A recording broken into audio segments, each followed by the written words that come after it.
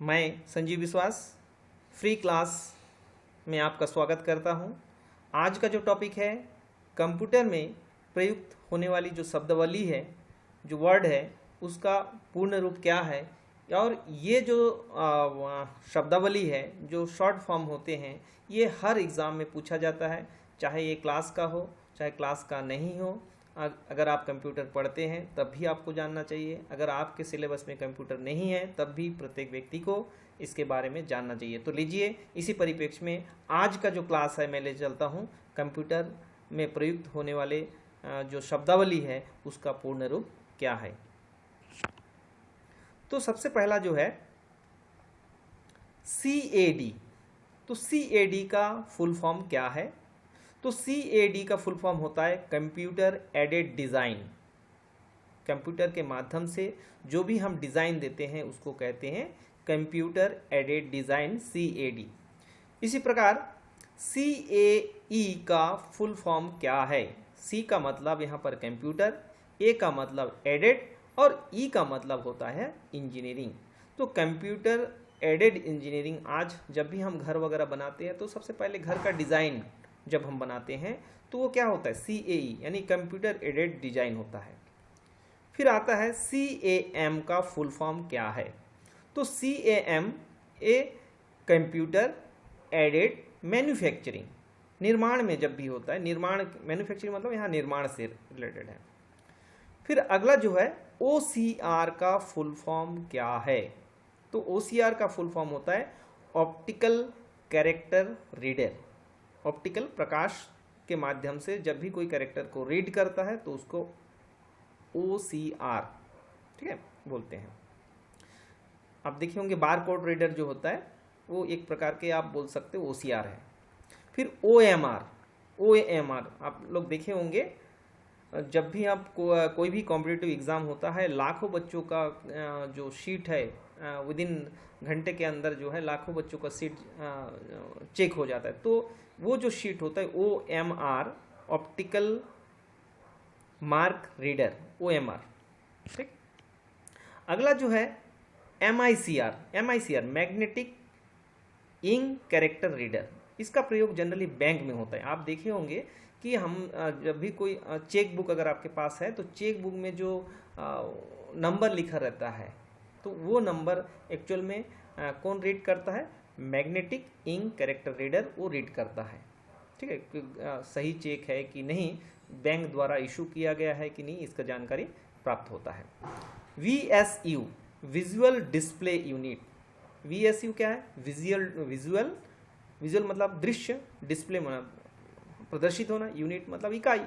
तो visual display unit actual में ये क्या होता है? मॉनिटर होता है। जब भी हम मॉनिटर देखते हैं, हम अगर आपके पास 27 एंड 25 या 50 इंच का टीवी है या आपके पास कंप्यूटर है तो उसकी स्क्रीन को जो है हम डायगोनली नापते हैं, है ना, डायगोनली नापते हैं। विकर्ण के मतलब हॉरिजेंटली भी नहीं नापते, वर्टिकल भी नहीं नापते, हम लोग डायगोनल मतलब नीचे से ऊपर जब हम जाते हैं तिरछा, तो उसी को क्या बोलते हैं? डायगोनली, है ना। तो विजुअल डिस्प्ले यूनिट क्या है? VSU कहलाता है। CRT cathode ray tube. Cathode ray tube इसका फुल फॉर्म होता है कैथोड रे ट्यूब। तो फर्स्ट जनरेशन में जो है कैथोड रे ट्यूब का यूज़ करके जो है कंप्यूटर बनाया गया था। आप लोग देखे होंगे पहले समय में जो बड़े बड़े कंप्यूटर होते थे, इतना बड़ा बड़ा सा आपको डब्बा दिखता था, पीछे कुछ निकला हुआ रहता, तो वो कैथोड रे ट्यूब होता था। फिर आया LED का फुल फॉर्म क्या है? तो इसका फुल फॉर्म होता है लाइट एमिटिंग डायोड। अभी जो टेक्नोलॉजी चल रहा है लाइट एमिटिंग डायोड। आप LCD का नाम सुने होंगे।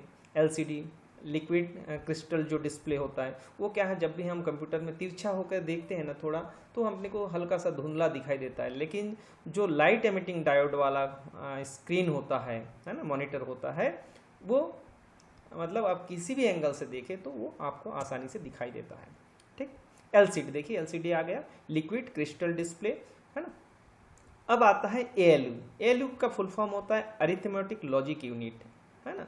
अरिथमेटिक लॉजिक यूनिट होता है और ये जो है सेंट्रल प्रोसेसिंग यूनिट, आप CPU का नाम सुने होंगे, सेंट्रल प्रोसेसिंग यूनिट। वहाँ पर जब भी अरिथमेटिक गणितीय संक्रिया करते हैं, लॉजिकल तार्किक है ना, गणितीय संक्रिया के साथ तर्क का जो प्रोग्राम होता है उसको बोलते हैं अरिथमेटिक लॉजिक यूनिट।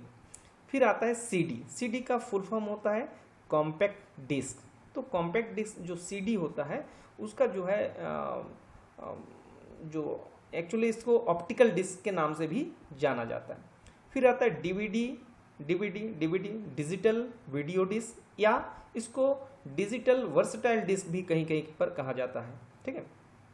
फिर आता है यूएसबी, यूनिवर्सल सीरियल बस। यूनिवर्सल सीरियल बस है ना, यूनिवर्सल सीरियल बस। यूएसबी जैसे बोलते हैं यूएसबी कनेक्शन है ना, तो यूएसबी का मतलब होता है यूनिवर्सल सीरियल, यूएसबी पोर्ट बोलते हैं, और उससे यूनिवर्सल सीरियल बस। रैम। रैम जो है रैंडम एक्सेस मेमोरी। जब भी हम मदरबोर्ड में देखेंगे जो सेंट्रल प्रोसेसिंग यूनिट में, उसमें एक मेमोरी लगाया जाता है, इसको रैम और रोम बोलते हैं, है ना। जो प्राइमरी मेमोरी होता है तो रैंडम एक्सेस मेमोरी होता है। रोम जो होता है रीड ओनली मेमोरी, ये केवल रीड करता है। जब भी हम कंप्यूटर को चालू करते हैं तो कंप्यूटर को चालू करने के बाद वो पूरे सिस्टम को क्या करता है, बूट करता है, देखता है कि सभी चीज़ जुड़ा हुआ है कि नहीं, सभी सही सलामत काम कर रहा है कि नहीं। वो जो देखता है वो कौन करता है, रोम करता है, ROM, रोम रीड ओनली मेमोरी।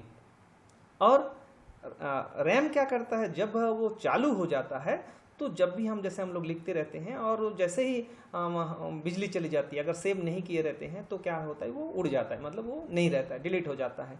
तो वो जब भी हम कुछ लिखते हैं तो रैम मेमोरी में क्या होता है, स्टोर होता है। फिर आता है पी रोम।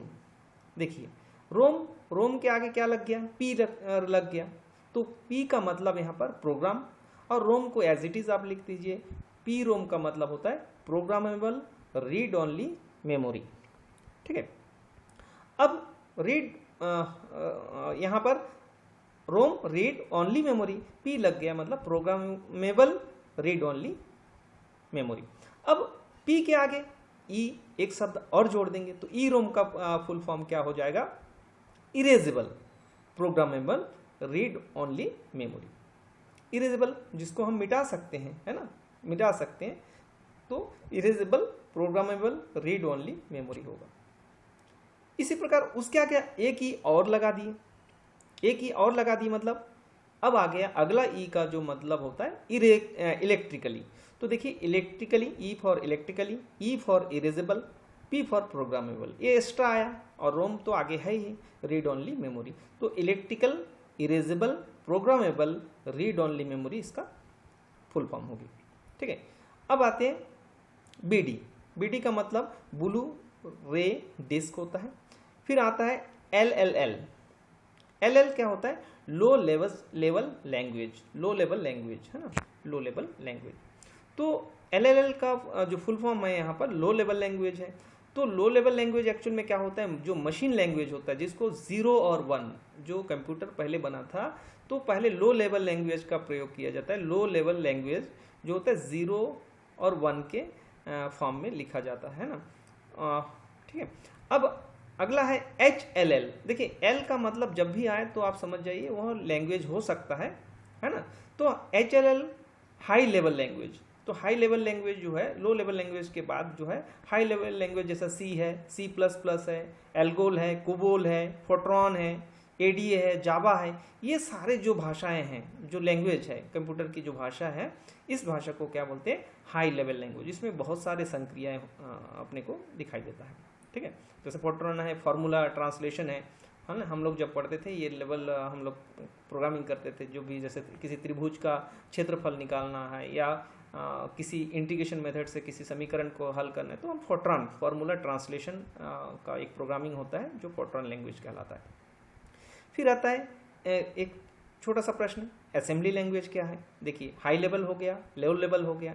अब आता है एक बात, असेंबली लैंग्वेज क्या है। तो assembly language it is a low level language but 1 level above machine language, मतलब थोड़ा मशीन लैंग्वेज से थोड़ा ऊपर है, और लो लेवल जो मशीन लैंग्वेज से थोड़ा ऊपर ही है। मतलब ये है एक्चुअल में लो लेवल लैंग्वेज के अंतर्गत, लेकिन इसमें जो न्यूमेरिक के होता है, कोड्स होते हैं, ऐड, पे, टोटल, है ना, ये सारे जो की होते हैं ना, तो इसी का जो है इसको क्या बोलते हैं, असेंबली लैंग्वेज। फिर आता है ओएस का फुल फॉर्म क्या क्या है? ओएस का फुल फॉर्म, ओ का मतलब होता है ऑपरेटिंग, एस का मतलब सिस्टम, तो ऑपरेटिंग सिस्टम जो है ओएस का फुल फॉर्म हो गया। फिर आता है GUI, GUI का फुल फॉर्म क्या है? Graphical user interface, graphical, G for graphical, U for user interface. जब भी देखिए हम जब भी कंप्यूटर बात करते हैं, कंप्यूटर की बात करते हैं, जैसे हम कुछ सूचनाएं देते हैं, और किसको देते हैं? कंप्यूटर को देते हैं, मान लीजिए कीबोर्ड के माध्यम से। तो हमारे बीच और कंप्यूटर के बीच या इंटरनेट के माध्यम से कोई सूचना हम लेन देन करते हैं, तो उसके बीच का जो होता है उसको बोलते हैं इंटरफेस। ठीक है, दोनों के बीच इंटरफेस है ना। अगला आते हैं हम GUI, ग्राफिकल यूजर इंटरफेस हो गया। अब आता है CLI, command line interface, command line interface. MOS, mobile operating system, MOS का फुल फॉर्म है मोबाइल ऑपरेटिंग सिस्टम। फिर आता है PC मतलब पर्सनल कंप्यूटर, जो हम लोग यूज़ करते हैं जनरली अपने घर में, जो भी कंप्यूटर यूज़ करते हैं उसको क्या बोलते हैं? पर्सनल कंप्यूटर, तो PC है। फिर HTTP, hyper text transfer protocol. जब भी देखिए P आता है लास्ट में, जब भी आता है तो आप समझेंगे एक प्रोटोकॉल मतलब कंप्यूटर भी कुछ नियमों के अंतर्गत कार्य करता है। तो P जहाँ पर भी आए तो आप समझ जाएंगे कि वहाँ पर उसका कुछ नियम कानून है जिसके अंतर्गत, उस प्रोटोकॉल के अंतर्गत तो कार्य करता है। तो हाइपर टेक्स्ट ट्रांसफ़र प्रोटोकॉल, जब भी हम इंटरनेट के पते में कुछ वेबसाइट को ढूंढते हैं तो वहाँ पर HTTP का यूज़ किया जाता है। तो HTTP का मतलब, TTP का मतलब होता है हाइपर टेक्स्ट ट्रांसफ़र प्रोटोकॉल। अब आते हैं FTP का मतलब लास्ट में जब भी P आए तो आपको समझ लेना है कि P का मतलब होता है प्रोटोकॉल। तो FTP जो होता है फाइल ट्रांसफ़र प्रोटोकॉल है, फाइल ट्रांसफ़र प्रोटोकॉल। फिर TCP ट्रांसमीटर कंट्रोल प्रोटोकॉल है ना, या इसको IP भी बोलते हैं, इंटरनेट प्रोटोकॉल भी बोलते हैं, इंटरनेट प्रोटोकॉल। तो ट्रांसमीटर कंट्रोल प्रोटोकॉल इसका फुल फॉर्म है। IP का फुल फॉर्म क्या है? इंटरनेट प्रोटोकॉल है ना, इंटरनेट प्रोटोकॉल। फिर IMAP का फुल फॉर्म क्या है? तो इंटरनेट मैसेज एक्सेस प्रोटोकॉल। देखिए जब भी P आए तो आप कंफर्म हो जाइए कि P का मतलब प्रोटोकॉल ही है। FTP file transfer protocol, TCP transmitter control protocol, IP internet protocol. तो इंटरनेट मैसेज एक्सेस प्रोटोकॉल जो होता है IMAP होता है। फिर आता है SMTP का फुल फॉर्म क्या है? Simple mail transfer protocol. Simple mail, simple S for simple, M for mail, T का मतलब होता है ट्रांसफ़र। T का मतलब हर जगह देखिए लगभग ट्रांसफ़र, ट्रांसमीटर इस टाइप का शब्द आता है। तो T ट्रांसफ़र प्रोटोकॉल। लास्ट में P आया तो आप कंफर्म हो जाइए कि प्रोटोकॉल ही होगा। फिर आता है NIC का फुल फॉर्म क्या होता है? Network interface card, network interface card. या और दूसरा एक फॉर्म भी आता है इसमें, जिसमें हम बोल सकते हो नेशनल इंफॉर्मेटिक सेंटर। जैसे NIC, आप कहीं भी कलेक्टेड में चले जाएंगे वहाँ NIC सेंटर है, तो NIC में कोई काम करता है मतलब नेशनल इंफॉर्मेटिक सेंटर होता है ना। तो और कंप्यूटर के पर्पज में अगर यूज़ करेंगे तो NIC का मतलब होता है नेटवर्क इंटरफेस कार्ड। जब भी I आए तो समझ लीजिए इंटरफेस हो सकता है। P से प्रोटोकॉल है ना, I से इंटरफेस, इस प्रकार N से नेशनल, नेटवर्क, इस सब शब्द हो सकते पहले। फिर आते हैं मॉडेम का फुल फॉर्म होता है मॉड्यूलेटर और डीमॉड्यूलेटर। तो मॉडेम जो होता है MO का मतलब मॉड्यूलेटर, DEM का मतलब डीमॉड्यूलेटर, जो मॉड्यूलेशन और डीमॉड्यूलेशन साथ साथ करते हैं। जैसे एनालॉग सिग्नल और डिजिटल सिग्नल को मिलाकर हम जब संदेश को भेजते हैं, एक साथ जब जाता है तो उसको बोलते हैं मॉड्यूलेशन, और जो करता है उसको बोलते हैं मॉड्यूलेटर। और जब संदेश पहुंचने के बाद वो अलग अलग हो जाता है, मतलब डिजिटल और एनालॉग सिग्नल जब अलग हो जाता है उसको बोलते हैं डीमॉड्यूलेशन। तो डीमॉड्यूलेशन जो करता है उस डिवाइस को क्या बोलते हैं? डीमॉड्यूलेट। तो मॉडेम जो है मॉड्यूलेटर और डीमॉड्यूलेट दो शब्द से मिलकर बना हुआ है। फिर आता है पैन का फुल फॉर्म क्या है? पैन का मतलब होता है पर्सनल एरिया नेटवर्क। जैसे आप लोग ब्लूटूथ से जब भी नेटवर्क की बात आता है तो आप लोग पढ़ेंगे लैन, फिर वैन, फिर मैन, है ना, पैन, ये 4 प्रकार के जो हम नेटवर्क साझा करते हैं, है ना। तो पैन जो होता है पर्सनल एरिया नेटवर्क, जैसे आपको किसी फाइल को एक मोबाइल से या एक कंप्यूटर से दूसरे कंप्यूटर में ट्रांसफ़र करना है, तो आप बिना तार के जो है ब्लूटूथ ऑन करके आप क्या करते हैं, फाइल को ट्रांसफ़र करते हैं। तो पर्सनल एरिया नेटवर्क होता है और इसका रेंज लगभग 30 फीट, मतलब आप बोल सकते हो एक रूम के अंदर ही जो है हो सकता है।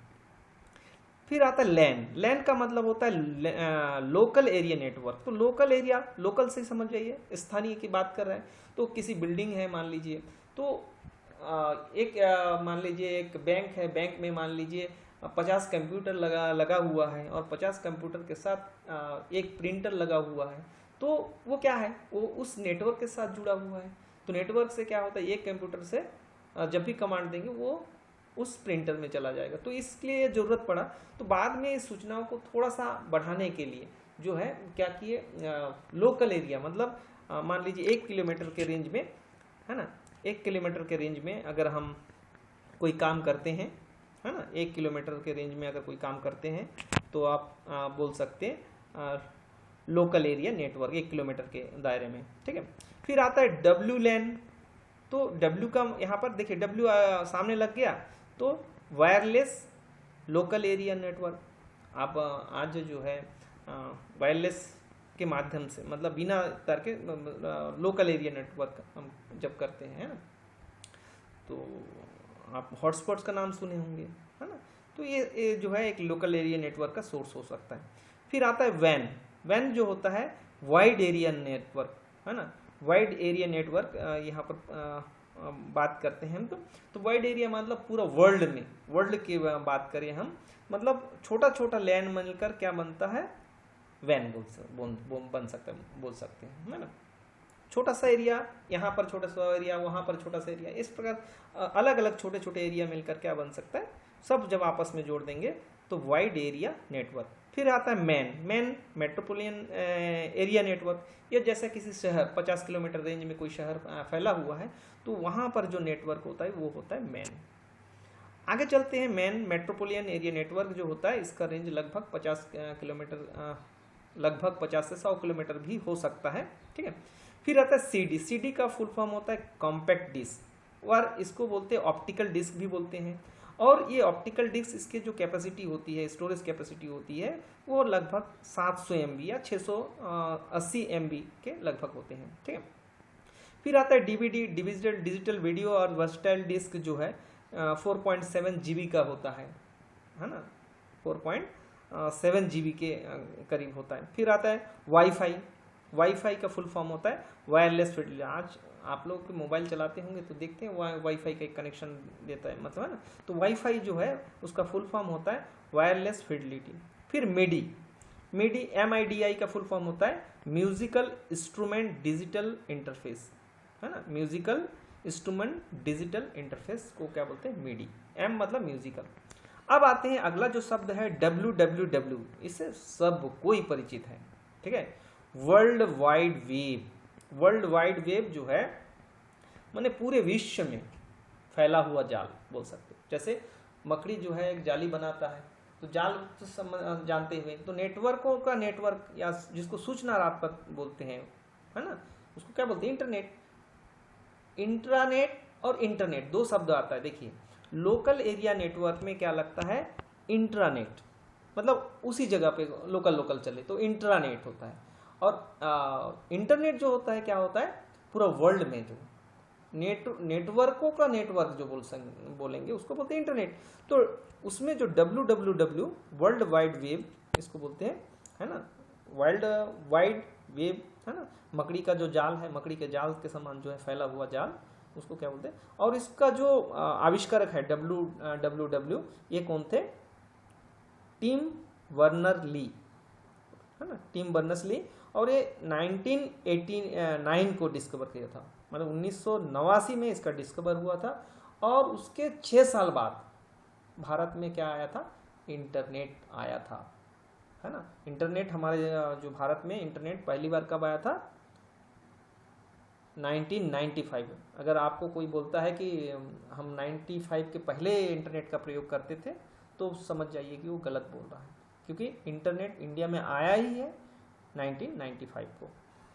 फिर आता है सिम का फुल फॉर्म क्या है। आपके पास सबके घर में मोबाइल फ़ोन होगा। आप लोग अगर मेरा वीडियो एक बार देखे होंगे, सिम, मैं इंटरनेट के बारे में फिजिक्स के लैंग्वेज में मैं फिजिक्स के लेक्चर में बताया था सिम क्या है, मोबाइल क्या है, इंटरनेट कैसे काम करता है, उसका डिटेल से मैंने एक वीडियो बनाया था पहले। तो उसमें आप देखे होंगे मैंने सिम का भी जो है उल्लेख किया था। तो सिम का फुल फॉर्म होता है सब्सक्राइबर आइडेंटिटी मॉड्यूल। आपके पास जब भी कोई मोबाइल होगा, देखिए आपके पास मोबाइल होगा तो 10 अंकों का जो होता है उसमें डिजिट होता है ना, सिम कार्ड में 10 अंकों से आइडेंटिफाई होता है, ठीक है। तो पहला 5 अंक क्या बताता है, अगला 5 अंक क्या बताता है ना, तो वो सारी चीज़ मैंने आपको पहले बताया था। तो सब्सक्राइबर आइडेंटिटी मॉड्यूल सिम का फुल फॉर्म होता है। फिर वायरस, तो वायरस क्या है वास्तव में, तो वायरस का फुल फॉर्म होता है vital information resource under seize, ठीक है, वायरस सीज है ना। तो एक्चुअल में ये क्या है, एक प्रकार के मालवेयर है या सॉफ्टवेयर है, ठीक है।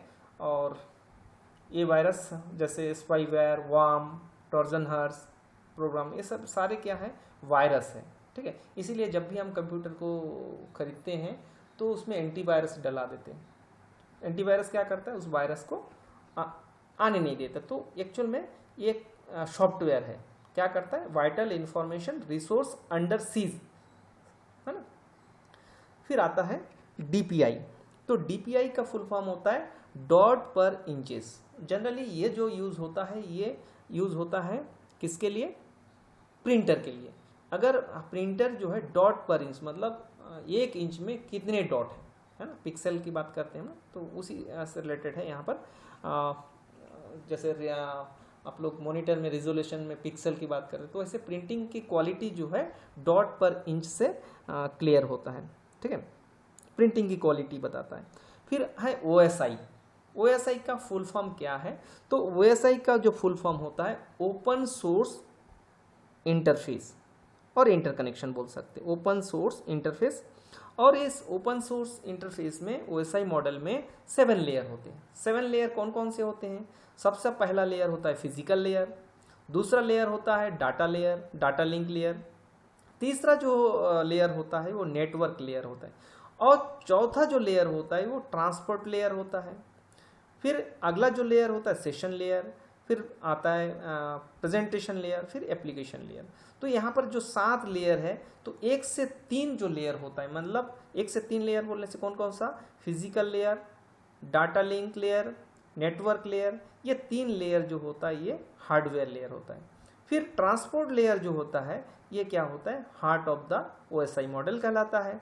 और 5 से जो 7, मतलब आप बोल सकते हो क्या, session layer, presentation layer, application layer, ये जो 3 लेयर होता है ये होता है सॉफ्टवेयर लेयर कहलाता है। फिर आता है फोर्ट्रान। फोर्ट्रान मैं बताया था हाई लेवल लैंग्वेज है, और 1950 में ये हुआ था, और 1954 में ये एप्लीकेशन में आया था ना।